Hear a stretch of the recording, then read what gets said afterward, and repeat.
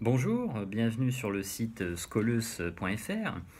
Alors aujourd'hui, j'aimerais vous parler d'un livre de François Huguenin, voilà, L'histoire intellectuelle des droites. Un livre de François Huguenin, alors qui est paru en poche aux éditions Tempus, hein, en 2013, je crois. Oui, voilà, en 2013 pour l'édition de poche. Mais en fait, c'est la reprise d'un livre, hein, qui avait été publié en 2006, donc il y a plus de 10 ans, en 2006 aux éditions de la Table Ronde, et c'était sous un autre titre. Ça s'appelait Le conservatisme impossible, qui était un beau titre, et un titre assez juste, puisque en effet, il n'y a pas eu, contrairement à ce qu'on croit, il n'y a pas eu vraiment d'école conservatrice en France. Il y a eu une école réactionnaire, mais est-ce qu'il y a un conservatisme français? C'est une vraie question de science politique et je pense qu'on n'est pas obligé d'y répondre oui. Alors, le livre de François Huguenin. Alors, François Huguenin a écrit un livre sur l'action française, hein, et là, il a rebaptisé son livre Histoire intellectuelle des droites. Parce que, en effet, il y a. Comment dire? Il n'y a pas que la question du conservatisme dans ce livre. Parce qu'il parle de Raymond Aron, il parle de Tocqueville, Benjamin Constant, donc ils ne sont pas forcément totalement des conservateurs aussi. Donc, bon, il parle de Joseph de Maistre, il parle de Maurras, il parle de Bonal. Donc, il y a quand même une volonté de parler d'à peu près toutes les droites, hein. Bon, enfin, surtout, on va dire, oui, de la droite orléaniste, pour reprendre les catégories de René Raymond, et la droite légitimiste. Bon, il ne parle pas tant que ça de la droite bonapartiste, mais après, la question de savoir si la droite bonapartiste est de droite, mais ça, c'est une autre question. Euh, mais euh, euh, voilà, il veut réactualiser quand même un peu le classique de René Raymond. C'est quand même un peu ça l'objectif, même s'il n'est pas clairement dit. Bon, c'est un livre qui est très dense, très très dense. On sent qu'il y a eu beaucoup de lectures. D'ailleurs, les notes à la fin du livre sont passionnantes parce que ça donne envie de lire plein de livres, hein, très techniques, très érudits. Bon, donc c'est très bien sourcé, hein. Il y a un vrai travail, il y a un vrai travail, il y a une vraie connaissance précise. Alors, parfois peut-être un contresens sur certains auteurs, je pense. Mais bon, c'est un livre de près de 500 pages en poche, hein, donc c'est quand même un livre très important de théorie politique. Et alors après, comment dire?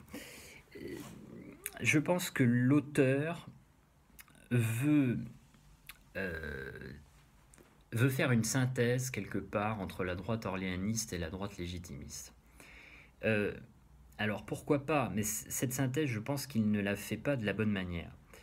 Et alors, si tant est que cette synthèse est possible.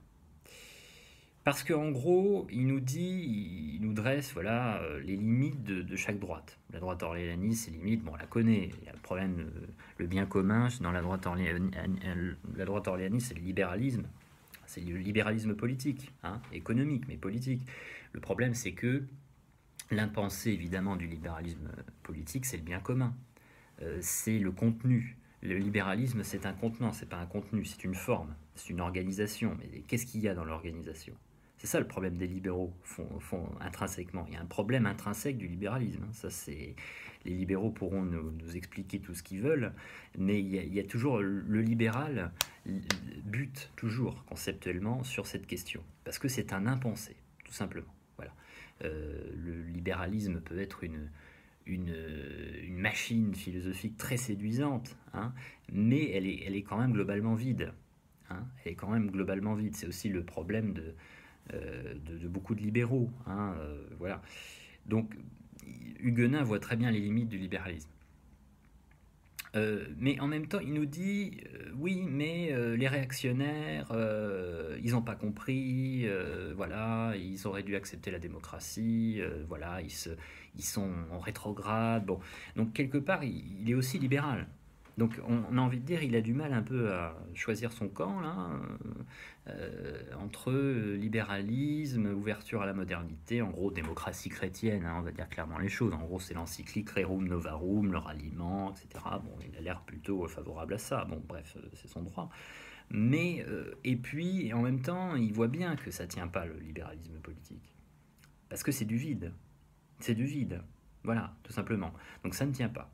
Et donc en même temps, il dit oui, mais en fait, les libéraux sont pas si libéraux que ça. Ils sont quand même en partie réactionnaires. Ils ont bien vu les dangers de la révolution. Donc évidemment, Burke, hein, évidemment.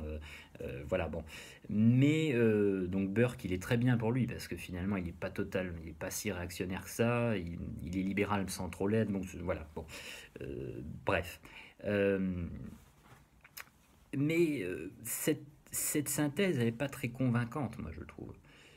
S'il y a quelque chose à sauver du libéralisme, je pense que c'est une technique, et notamment une technique économique. Le libéralisme économique, qui n'est pas à sauver entièrement, parce que le libéralisme économique exacerbé pose de vrais problèmes, hein, et des vraies questions. Mais globalement, bon, le libéralisme économique, pour assurer le progrès et la prospérité, est globalement satisfaisant. C'est une technique. C'est pas une politique, c'est une technique. Bon. Le libéralisme politique, c'est très compliqué, parce que, une fois de plus, pour moi, c'est du vide. Voilà, c'est du vide. Et voilà, moi je veux bien qu'on critique la droite légitimiste, les méchants réactionnaires, etc., qui sont rétrogrades, n'est-ce pas, hein. Mais bon, voilà, Maurras, bon, il y a une critique de Maurras. Euh, mais quand même, ces gens-là ont eu raison sur beaucoup de points. Sur beaucoup de points. Et c'est quand même de vrais philosophes politiques, en cela, qui prennent en charge la question du bien commun. Parce qu'on ne peut pas être philosophe politique et ne pas prendre en charge cette question du bien commun. Voilà. C'est, pour moi, c'est un impensé. Voilà. Et c'est un angle, un point de vue qui n'est pas traité. Euh, bon, il y a quelques inexactitudes, notamment sur Joseph de Maistre, parce qu'à un moment, il nous dit Joseph de Maistre n'a pas vraiment été inspiré par les philosophes de l'Antiquité.